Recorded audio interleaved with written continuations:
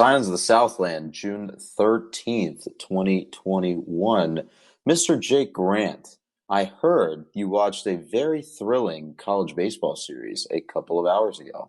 I did. I'd say that I watched the whole game today, but that is a lie because I was golfing and getting horribly burnt by some people playing real slow in front of us. But I did come back in time for NC State to put the game in doubt and then reel it back out with a home run. So that was exciting.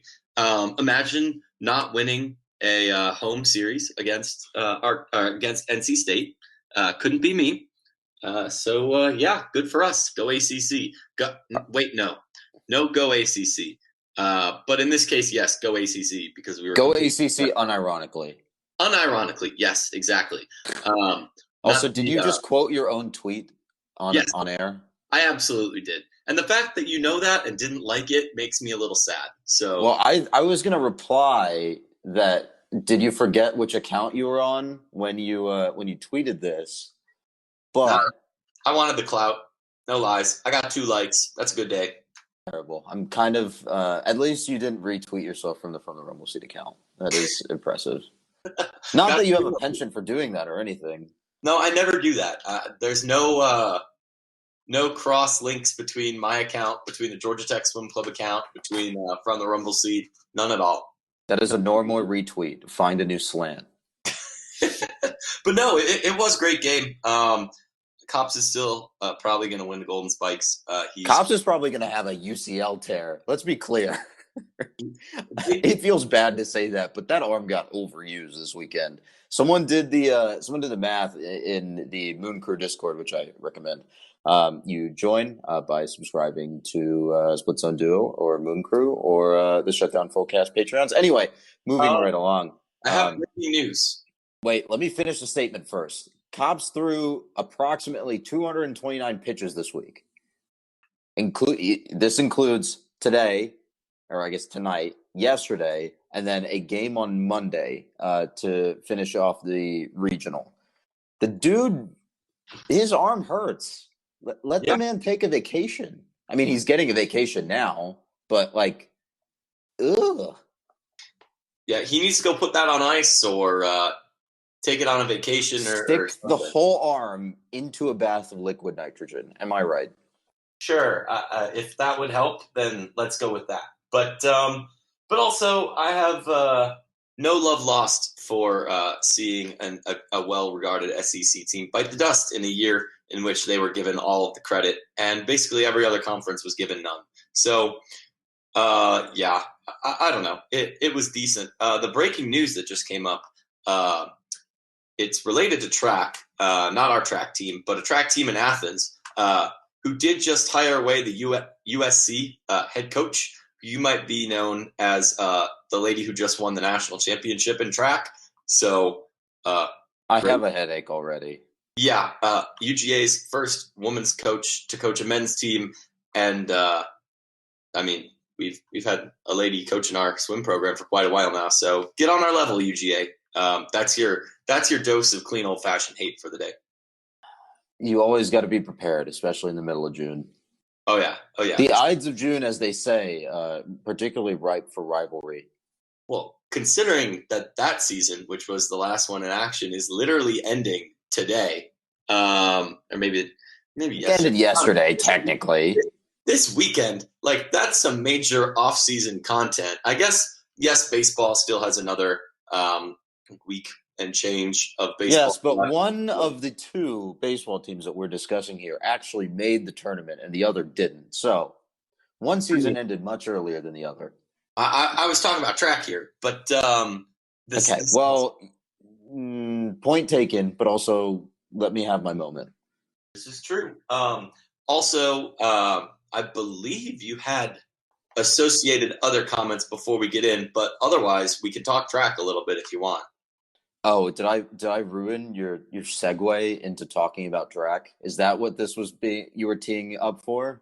Yeah, I was. Oof. Okay. Well, continue. I'll shut up now. Track this weekend.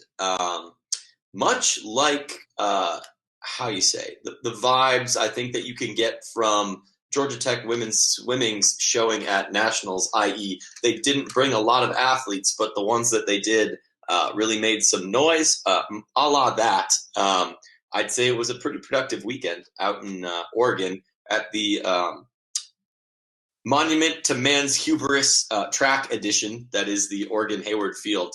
Okay, it looks good. It's gorgeous.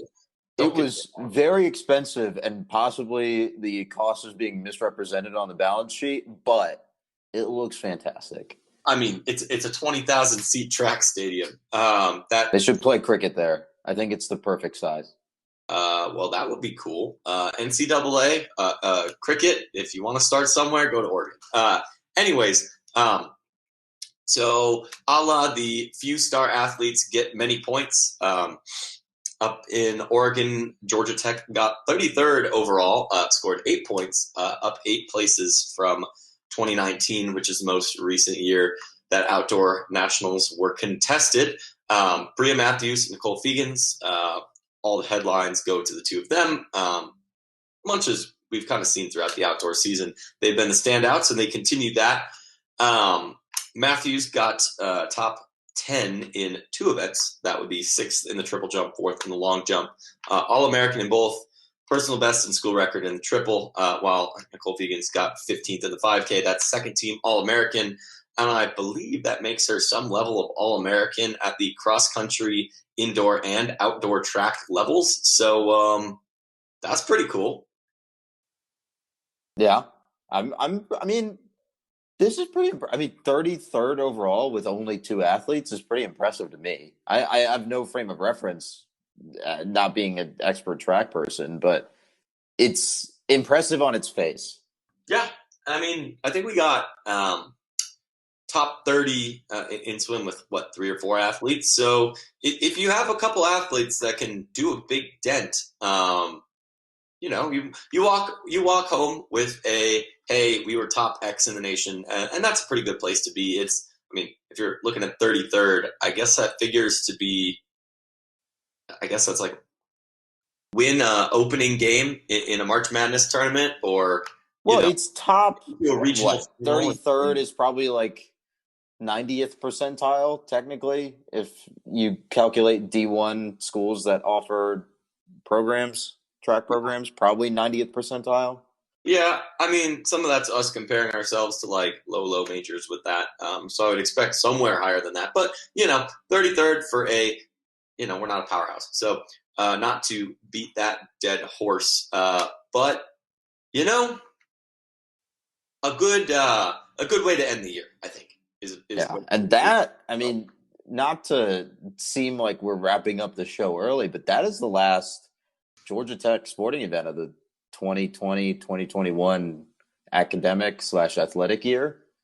So really, I mean, from here until the end of the NCAA year on June 30th, not a whole lot going on, huh? Yeah.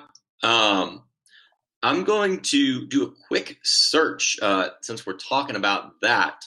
I don't think they've updated the College Directors Cup standings to include spring stats yet. But let's see. They have, I think, I was seeing something in Discord, the aforementioned Moon Crew Discord, this morning about how Texas had locked up the 1 spot against Stanford. Oh, interesting. I didn't know if that included like officially done stuff, but let's take a look. I know they have winter and fall out, so I'm going to look for us in that first. Okay, Georgia Tech.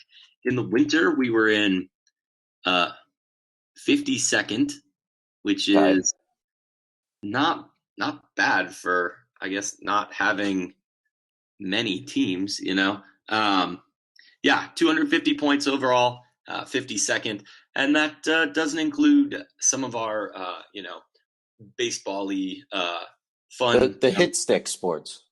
Yeah. Also, I don't know if that includes volleyball either, if I'm looking at this right. Volleyball would be fall, winter. Yeah. Even if it was who knows? This year is bad for, common sense.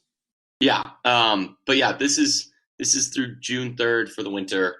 Let's see if I can, and yeah, it include the fall. So we're at least hovering around the 50th percentile, and that's before including the tennises. Wait, hold on. 50 percentile or number, like 50th 50th in overall. rank? My bad. Okay. 50th overall. Sorry. Two different things. Yes. And this is actually where we can see how many schools are lumped into this. It looks like 250 have qualified for at least one postseason through the winter and fall. So yeah, top 20%. Okay. I'm into it. It would be really cool, and this is a bookmark for us to come back to later on, if we could chart progress over the last couple of years. We could probably dig into that over the summer. That'd be a good bit. I did fall off in charting my like aggregate rankings of tech teams that we kind of talked about a little bit during the year as finals rolled around, and then I couldn't find ways to go back and find old releases. But yeah, no, definitely ways we can dig into the holistic process. But this is definitely a step up from being the worst Power 5 team for lack of a better epithet. But that was a couple years ago. The lowest one I can see is Mississippi State down in 150th. So not bad. I'd say we're in a good position here. Yeah. Speaking of other good positions, let's talk about baseball postseason awards, shall we? Yeah, sure. Kevin Parada named freshman All-American. He had a really, really good year. This isn't going to be some sort of long soliloquy, but he did have a very, very good year. And I mean, you got 3 more years of him, unless he declares. He'll probably declare once he's eligible, but I think that means we get 2 at least. So there's that.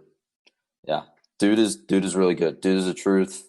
I think we mentioned this last week when we were talking about roster construction this baseball season, but thinking back to the discussions that we were having at the beginning of the year with Holland versus Parada, and how the season panned out, it kind of makes you think why this was a hard decision at the end, right? Obviously, you're talking about hindsight is 2021 here, but like you're talking about a freshman All-American who really proved himself throughout the year. Obviously, there were a couple of like more freshman mistakes. I think some of the defense on his part, especially when it comes to wild pitches and controlling those, was a little dirty, a little sloppy. But at the end of the day, like his bat was good. He was really good behind the dish. And he looks like at this stage the next big Georgia Tech or next great Georgia Tech catcher. I think that's something really inspiring. Yeah, I would agree. He's a great player. I think him not getting this this designation probably would have been a bit of a crime. So good for him. I do want to circle back real quick. The point so far did include the spring conclusion of women's cross country and women's volleyball. So, yeah, in case our listeners were on the edge of their seats about that. In terms of baseball, I think right now NC State's the only ACC team confirmed to be through to Omaha, but we did sweep them. Look forward to seeing what our boys can do in the fall, fall season for tune-ups and then spring to play. There are definitely going to be some names to watch as we go towards the draft, both from the team and in terms of potential recruits. But we will definitely dive more into that as the summer progresses, and we look for things to talk about. So, it's more scrounge than look. Let's be clear. Yeah, that is fair. And again, we'll do previews as well. So we're not going anywhere, but definitely keep an eye on that as a story to look for as we go pretty quiet over the summer. Okay, so we keep doing this thing where we finish a segment and then sound like we're wrapping up the show despite only being maybe 10 minutes in. So let's not do that with this next one, which is we're talking about the big recruiting weekend that football had this past weekend. Hosted a lot of recruits. Saw a lot of pictures on Twitter, on Instagram. A lot of recruits had a lot of fun. A lot of high-level recruits, too. I think we had a bunch of 4 stars walk into the building. take a lot of pictures with what looked to be very expensive cars on a very nice turf field at Bobby Dodd Stadium. I might be a little crotchety in that's it's a nice little turf field, and you're putting cars on it. But that's a choice by the athletic department, and they can live with that, right? Um, Sir, do you know how many times we have aided and abetted a car driving across that field? I don't think. Oh, you know what I mean. There's No. a difference between like 13-inch tires, not 13-inch, like whatever the width is on the Rex tires and the tires It's of a not 13 BMW. All inches, right, I'll tell you that. it's not. It's not. It may be 13 inches in diameter or radius. I don't know. Math is hard. Probably radius. You need to stick to the beep boops, man. All right, I I'm had to not allowed change to a say couple that. No. tires this weekend. All right, so we're just gonna. All my mechanical engineering knowledge has been drained via that. Okay, But fair. to get back on topic, big recruiting weekend. I don't have a list of the people who were here in front of me, and I also don't think it would be very easy to scrounge up a list personally. But I don't know. I hope they had fun. I hope some of them commit. Yeah, there's people whose websites cost infinitely more than ours who compile all that information. Anything greater than 0 is, I guess, infinite.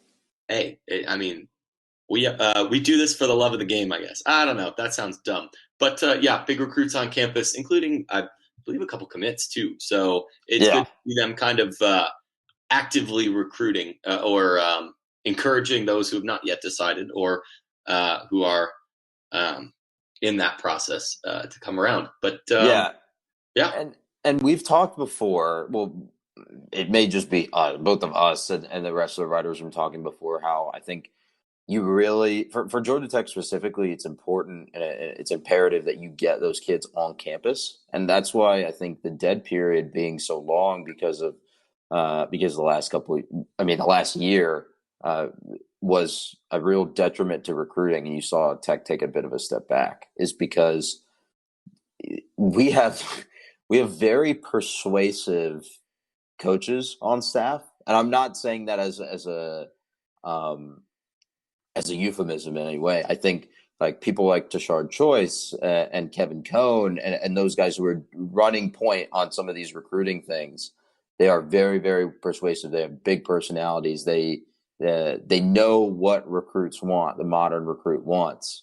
And giving these kids an opportunity to interact with them, get on campus, sort of see the locker rooms, see the stadium, see that we're not just, a city campus. We are like Georgia Tech is its own little slice of Midtown that's neatly separate from Atlanta, but still, part of Atlanta. yeah. I think there's value to that. And that's what we're seeing with the return of these big recruiting weekends. And I think there's a couple more lined up for the rest of the month of June. You're seeing these kids get the opportunity to have that experience on campus and Georgia Tech to really profit off of that, off of giving those kids that experience, because they get to understand, look, this is the Georgia Tech experience. This is the student experience. This is the athletic experience. Obviously, you have to take calculus if you come here, but look at where you are. Look at what you can do. And I think that's super valuable. Yeah. And even diving into transfer portals type stuff as well. Seeing Ryan Johnson, who is going for his master's in analytics, which, I mean, we could talk all day about how that is a big area of growth for Georgia Very Tech. valuable degree as someone who's considered it. even outside the like athletics like space too, like that is one of Georgia Tech's I guess like fastest growing opportunities. So definitely good to see some of our athletes taking advantage of that too. Ryan Johnson, of course, we mentioned because he was named to the academic all district team. Seems like a smart dude based on, I mean, obviously RamlinRec.com is not going to undersell this man, but he's been recognized all district several times. So So look at this. I'm reading through the release, right? That was put on RamlinRec.com. What you have to do is you have to be considered for all district recognition. You have to have a minimum GPA of 3.3 and quote unquote be a significant contributor athletically. Yep. Obviously, he's a starting offensive lineman, right? And then he's posted a 3.6 GPA in his master's program. Regardless of what you think about, athlete support systems and whether that, that kind of stuff aside, a 3.6 in a master's program is no joke. Yeah. And it's part of the Georgia Tech experience, like we're talking about. Like this is why Calvin Johnson and his family picked coming to Tech, right? It's because you have the athletic experience, you have the athletic facilities, but you also have the academic qualifications, you have the academic standards. Yeah. And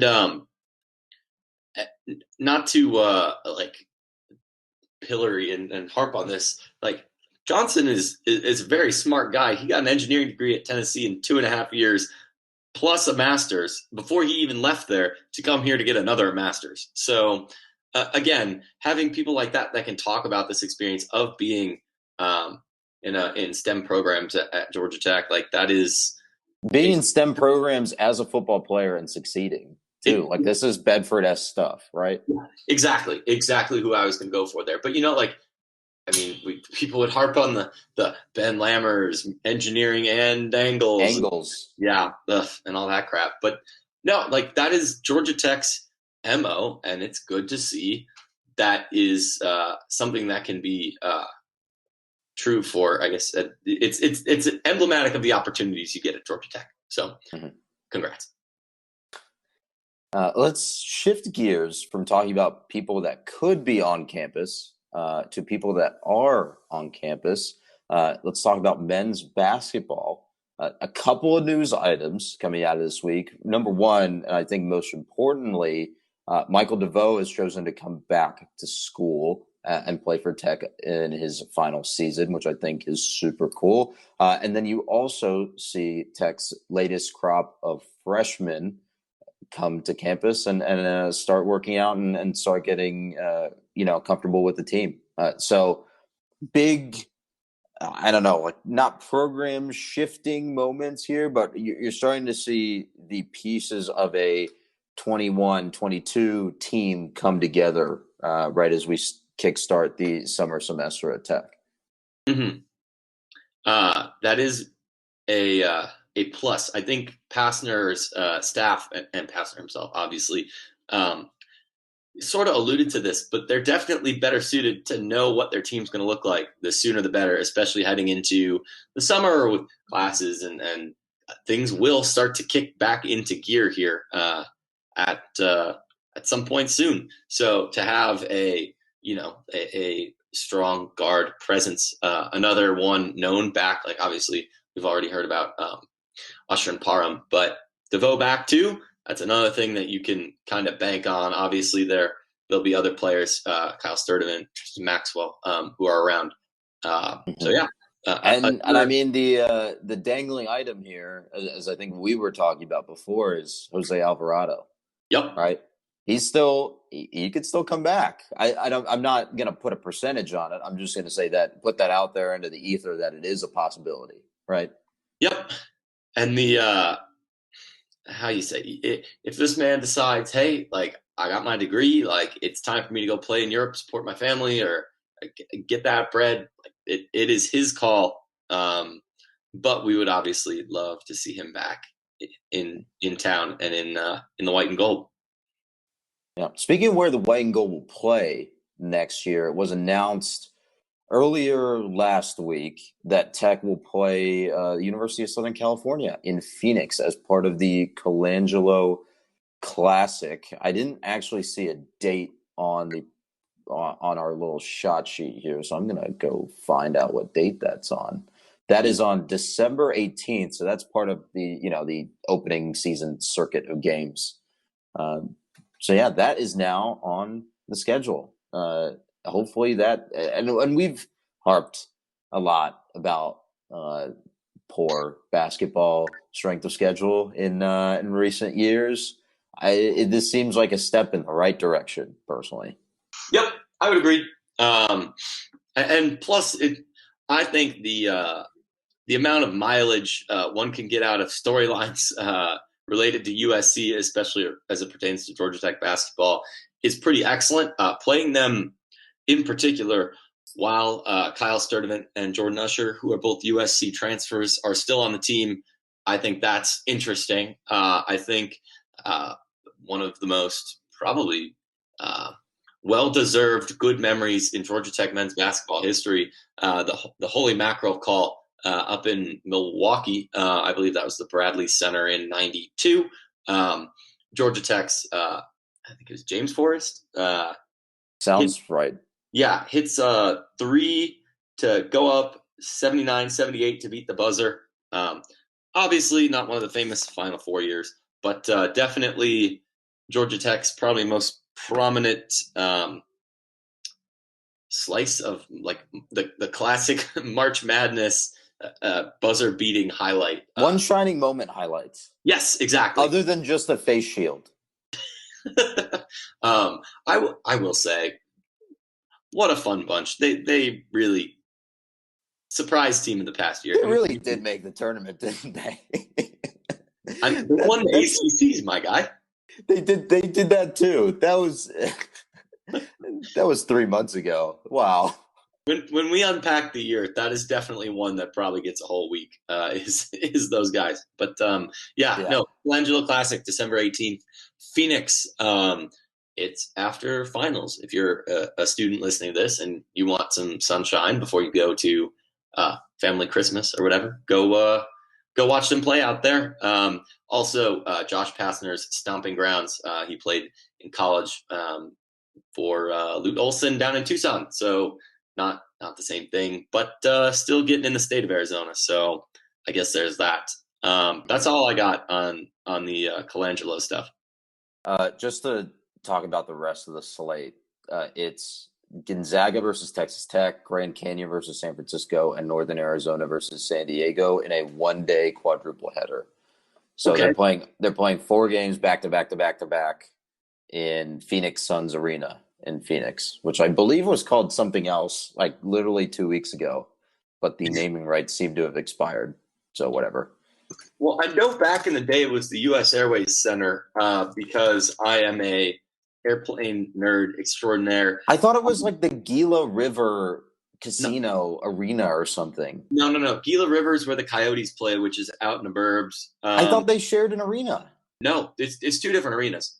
Oh my God, my head hurts already. What is it with Sun City teams playing in 2 different arenas? Because the Panthers and the Heat play in 2 different arenas too. Well, so do the that one's just dumb. But like the Florida Panthers play in Sunrise. Yeah, the previous, I guess, notable name after the America West and U.S. Airways names was Talking Stick Resort Arena. I believe that is a casino. That is a casino. I do recognize that as a casino name. Yeah, and then it was PHX Arena, which is the local shortcut it's the ATL equivalent out there. Not sure why they went from that to Phoenix Suns Arena, but whatever. Naming rights are in the process of being sold. All right, someone's got to get paid. Yeah. Also of note, since we did mention that the Arizona Coyotes at the time were called the Phoenix Coyotes after they moved down from the Great White North. They played their first 7 seasons at the arena, and then I guess they left. They bullied a different city into paying for a brand new hockey arena. Yes, but my favorite. Yeah, it is downtown next to Chase Field. I've been to Chase Field. I have not been to Phoenix Suns Arena, but the Jackets will go there in the winter, so perhaps we'll make a trip out there. I mean, I hear Phoenix is beautiful in mid-December. We could golf, I guess. I don't know. You're not a golfer though, so go figure. Oh, well, waste management. Isn't waste management that time of year? Maybe. I don't know. I feel like we missed our opportunity for the Georgia Tech golf themed trip out to Phoenix like 2 weeks ago. But this is true. Yeah. Do you want to move on before we keep we beat this horse into glue? Okay. Yeah. Tell me about volleyball. That's next on the shot sheet. I know you have a lot to ramble about here. I was not expecting to write this much up about a transfer, but When we put together, this is a sidebar. When we put together the shot sheet this morning, we were thinking about the shot sheet this afternoon. It was going to be very short, and instead we've milked like 20 minutes out of it. So go us. yeah, and this could very well be our most wordy dealio of the evening. Talky talk. Yeah, Nicole Drunick, Nebraska transfer, coming in with sophomore eligibility. When I saw this get posted on Wednesday, Thursday, whatever that was, I didn't honestly think a lot of it because I didn't actually see she was from Nebraska or go into any details on this. But I will say it rounds out the class pretty well, I would say. Coming in with sophomore eligibility, played in most games for Nebraska in 2019. Didn't fill out the score sheet too much, if that makes sense, but was not zeros across the board. You got your digs, you got your aces, whatnot. That sounded really lame and I don't know what I'm talking about, but I'm spitballing here as I get around to the fact that she opted out in 2020. So did not see her in the fall or in the spring. Given that's the Big Ten, they probably only played in the spring. If I had to guess, I can't remember on that. But she is coming from if not a blue blood of the sport, then definitely deserves to be in the conversation. Nebraska has never missed an AIWA or an NCAA tournament. That competition dates back to 1975, or that streak does, when they were founded. They were founded shortly after Title IX in 1975. So Nebraska, quite good. They complemented that 25, 45, 46 straight 46 Come on, straight you can do math. with four national titles, all of them coming since 2000 under their current head coach. And they also lead the nation in attendance basically every year since 2013. Their stadium is the former basketball stadium on campus, but it seats about 8,000. So not a slouch of a program to steal a player from. Obviously, probably not a starter major role player, and it's a transfer. But you're also, by taking a transfer from Nebraska, you're also betting on Nebraska talent evaluation, right? Yep. You're not Nebraska, given that they're Nebraska, is not bad at talent evaluation. You're just getting one that slipped through the cracks effectively. Yes. Hey, maybe there's somebody else in her class that also was a setter. Being behind an established setter in the form of Maddie McKissick, and I believe Bella D'Amico played serviceably there last year, so a little bit pretty well. But we don't. It's not like we have analytics for volleyball. But we had, I think with injuries and stuff, it was pretty thin. Other than that, so she'll definitely get an opportunity here. But this all made sense because I was like, how did we get a Nebraska volleyball transfer? That would be, like reeling in an Alabama transfer, which Georgia Tech did literally this past cycle. Yeah, sure. Football. That. But fun fact: Drunick apparently plays for the Brazilian youth team, along with a couple other Jackets past and present, and aspects of the coaching staff. So it makes sense how we found her, because that is a very flowing pipeline for Georgia Tech, I would say. Okay, now I need to look up the Brazilian, or I need to look up youth volleyball's nationality definitions, because on the face, Drunick does not strike me as a Brazilian last name. Yeah, neither does it for me. So I will let you do that. But I'm not actually going to do it. I'm way too lazy.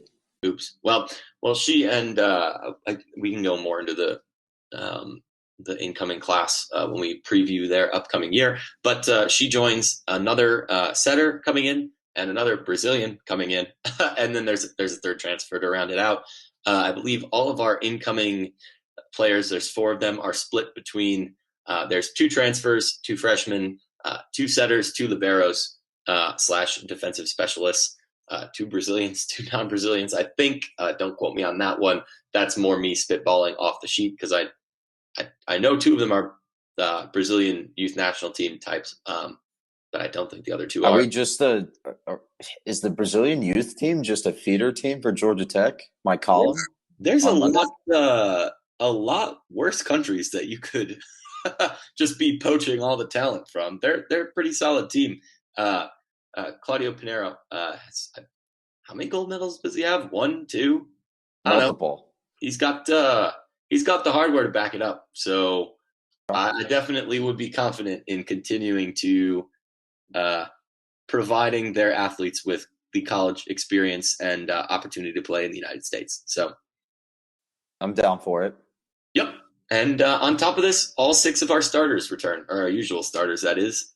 So yeah, All 6 of the starters, and then you also have some of the rotational pieces, right? You have we talked about Bill D'Amico. I'm the name of another one is escaping me. I think Elizabeth Patterson also was a rotational piece last year.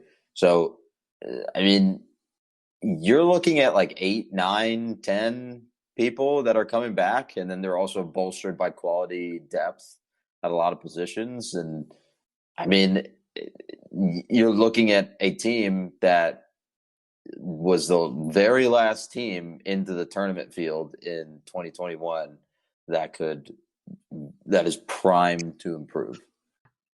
Yeah, I would say so. I would say they, not that they under-delivered, but they definitely could have.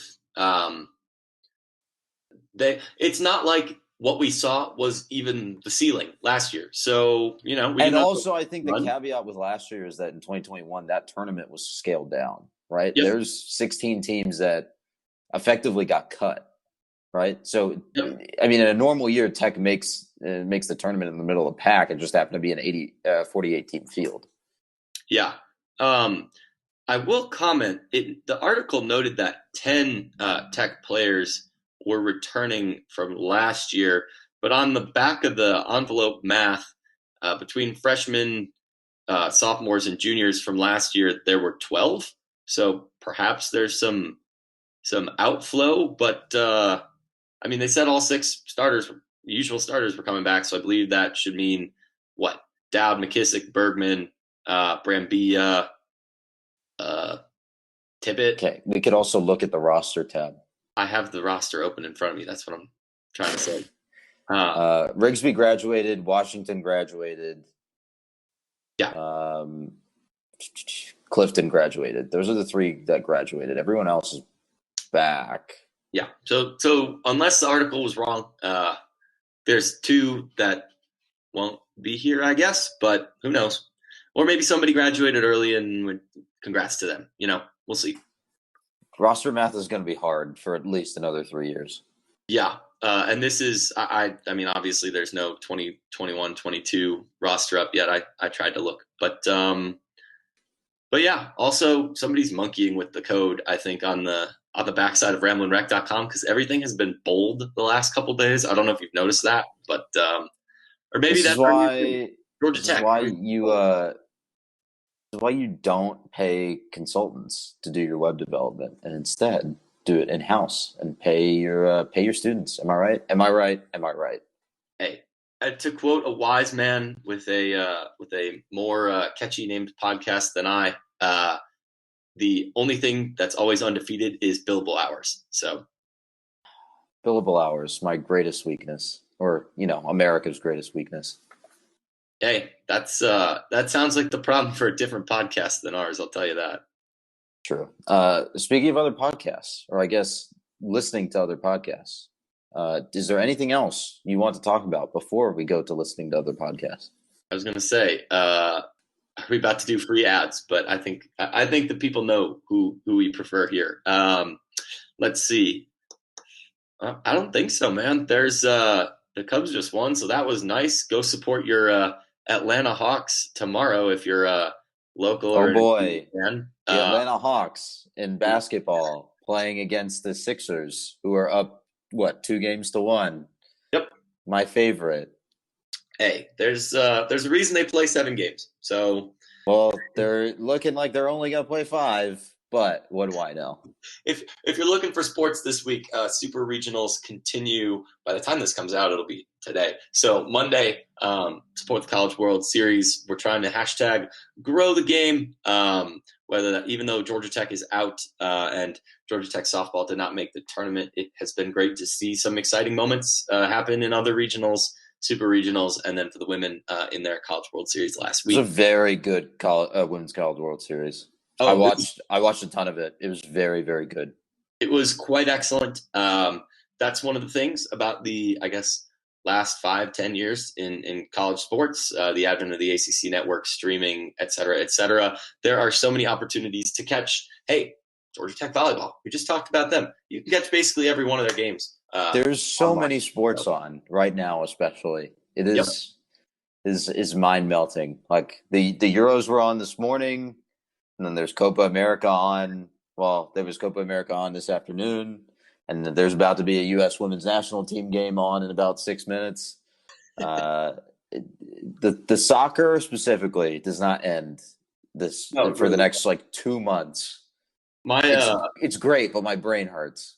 I was going to say my advice, and I don't know if I've ever openly admitted this, but when they hired me to be the non-rev guy here at From the Rumble Seat, I did not really know how to write about golf because I'd never played and never really watched. But it's something you got to see. You got to, I guess, play a little bit, but just experience and enjoy. And that comes with exposure. If you listen to this and you're like, hey, I skipped through the parts about volleyball, go ahead and watch. If you're not a swimmer, this is the perfect time. I guess we're on the tail end of Olympic trials, but you got the Olympics, jump into a new sport, whether that's something Tech has or something it doesn't. And I don't know. It's always nice to broaden your horizons outside of the Big Four, I guess. And that is something that college, befriending people who are soccer fans, watching Drive to Survive has done for me. To both of our detriments, yes. Exchanging. Definitely a good summer to kind of try something new, especially as we hopefully have more normal sporting seasons over the summer and the fall. So, absolutely. I got nothing else. So go Denmark, and we will see you later.